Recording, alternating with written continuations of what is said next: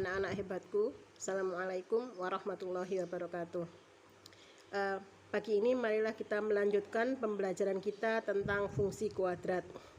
Sebelum kita melanjutkan pembelajaran pagi ini, marilah kita bersama-sama berdoa.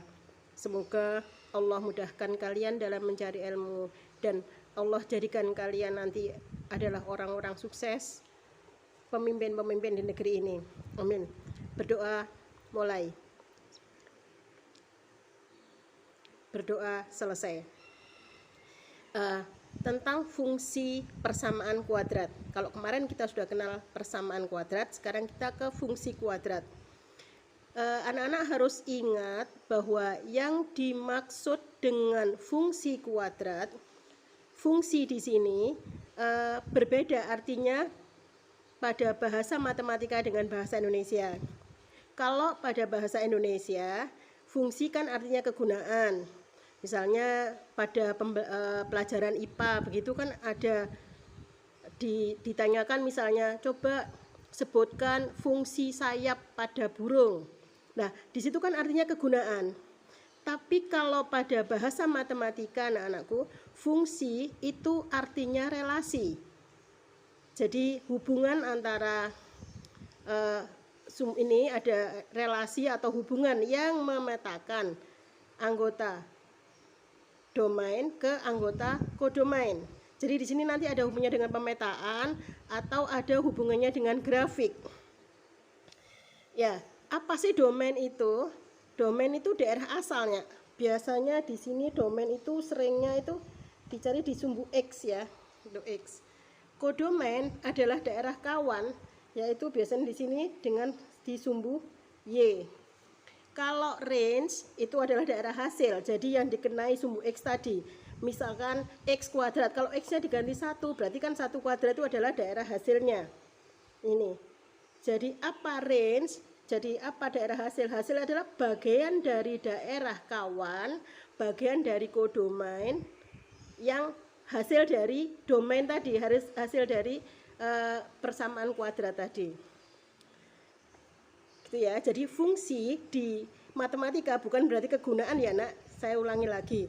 Karena biasanya dari sini anak-anak sulit mengerti karena dianggap fungsi itu kegunaan. Di sini lebih banyak nantinya berhubungan dengan grafik. Jadi gitu. Oke, saya lanjutkan. Fungsi kuadrat biasanya dituliskan dengan fx sama dengan ax kuadrat plus bx plus c, seperti biasa itu ya. Jadi x-nya nanti bisa diganti dengan bilangan-bilangan yang lain, dengan misalnya x-nya diganti 0, x-nya diganti 1, x diganti berapa gitu, dan y ini nanti hasilnya. Dari sini fungsi kuadrat bisa fx-nya ini biasanya ada yang menuliskannya gx, ada yang hx, tapi yang sering adalah fx. Dan karena fx ini ada hasil, maka saya gantikan nanti fx adalah apa? Fx adalah dengan y, sehingga seperti kemarin persamaan kuadrat, y sama dengan ax kuadrat plus bx plus c, di mana a, b, c-nya adalah anggota himpunan bilangan real dan a tidak boleh sama dengan 0.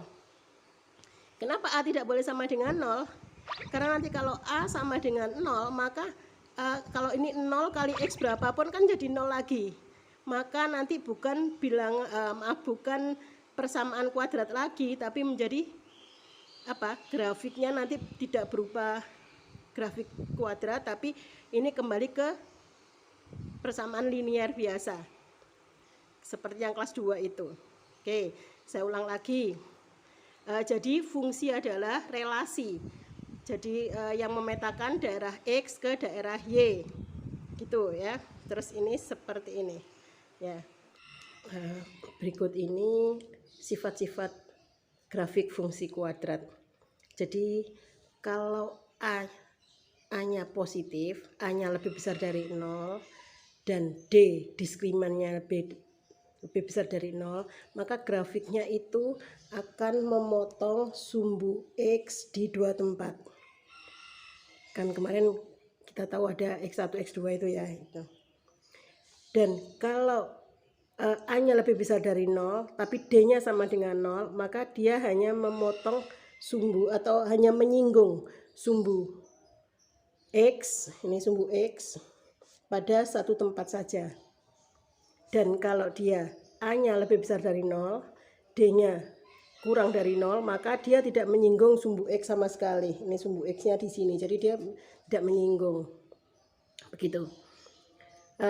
Jadi kalau A-nya lebih besar dari 0, maka bisa disimpulkan sifatnya pasti dia ngadepnya ke atas, dia terbuka ke atas. Dan kalau A kurang dari 0, ini yang A kurang dari 0, A-nya kurang dari 0, D-nya lebih besar dari 0, maka dia memotong sumbu X di dua tempat seperti ini. Ada X1,0 dan X2,0. Sedangkan kalau dia A-nya kurang dari 0, tapi D-nya sama dengan 0 diskriminannya, maka dia hanya menyinggung di satu titik saja. Jadi X,0 saja di sini. Sedangkan kalau dia A-nya kurang dari 0 dan diskriminannya juga kurang dari 0, maka dia tidak menyinggung dan tidak menabrak, tidak menyinggung dan tidak memotong sumbu X. Jadi seperti ini. Jadi kalau A-nya kurang dari 0, itu maka dia ngadepnya ke bawah. Secara umum bisa kita simpulkan seperti ini. Jadi kalau ini sumbu Y, terus ini ada grafik fungsi kuadrat Y sama dengan AX kuadrat plus BX plus C, maka pasti dia akan memotong sumbu X di 0, C. Ini memotong. Terus dia memotong juga di sumbu X, itu di X1,0 dan di X2,0. Dia memiliki sumbu simetri, yaitu sumbu simetrinya X sama dengan min B per 2A. Dan titik puncaknya, jadi ini ada yang kalau dengar titik puncak, puncak kok di bawah, oh ya, ada yang menampilkan juga titik ekstrimnya itu. Karena kenapa ekstrim? Karena setelah ini maksimal dia akan balik lagi. Begitu juga nanti kalau misalnya gambarnya fungsinya seperti ini, maka dia juga akan balik lagi sampai pada titik tertentu dia akan balik seperti itu. Nah, berapa koordinat puncaknya? Kan X-nya tadi kita tahu ya, X-nya kan sama dengan sumbu simetri tadi. Jadi puncaknya adalah min B per 2A dan Y-nya adalah min D per 4A. Ini secara umum seperti itu. Nah, anak-anakku sekalian, pada halaman 83 buku paket itu ada seperti ini, ada kalian disuruh menggambar grafiknya, di mana grafik Y sama dengan X kuadrat. Nah, di situ dipandu untuk memudahkan, kalau X-nya min 3 berarti Y-nya kan min 3 kuadrat sama dengan 9, jadi titik yang di adalah min 3,9 seperti itu.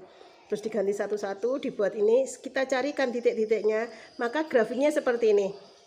Jadi sama dengan sifat tadi kan sudah kita tahu bahwa kalau A-nya positif, ini kan X kuadrat kan dianggap 1 ya, A-nya 1 itu lebih besar dari 0.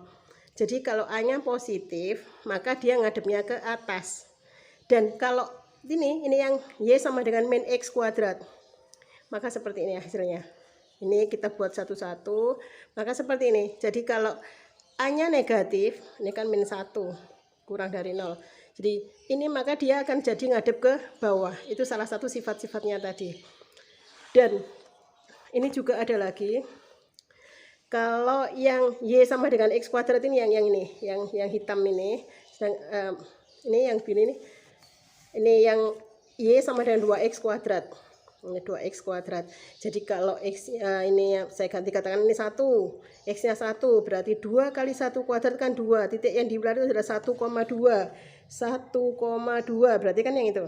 Ini seperti itu ya. Jadi setelah dibuatkan ini ketemunya ini. Terus ini saya buat lagi juga. Y sama dengan setengah X kuadrat. Kalau X-nya min 2, maka setengah kali min 2 kuadrat. Min 2 dikuadratkan dari 4, jadi ketemunya apa? Min 2,2. Seperti itu. Kalau 1 berarti setengah kali 1 kan min 1, setengah, seperti ini, min 1, setengah. Terus 2,2 seperti ini. Nah, dari ini adalah Y sama dengan setengah X kuadrat. Jadi bisa disimpulkan juga semakin besar A semakin besar, maka gambarnya semakin lancip. Itu ya, semakin lancip, semakin kurus begitu. Sedangkan kalau A-nya semakin kecil, nih, maka gambarnya semakin gemuk atau bisa dikatakan semakin landai. Seperti itu. Kita akhiri sampai di sini dulu. Semoga ilmu ini bermanfaat. Semoga juga Allah mudahkan kalian untuk mencari ilmu, untuk meraih masa depan yang gemilang, dan tetap jadi anak-anak yang berakhlakul karimah.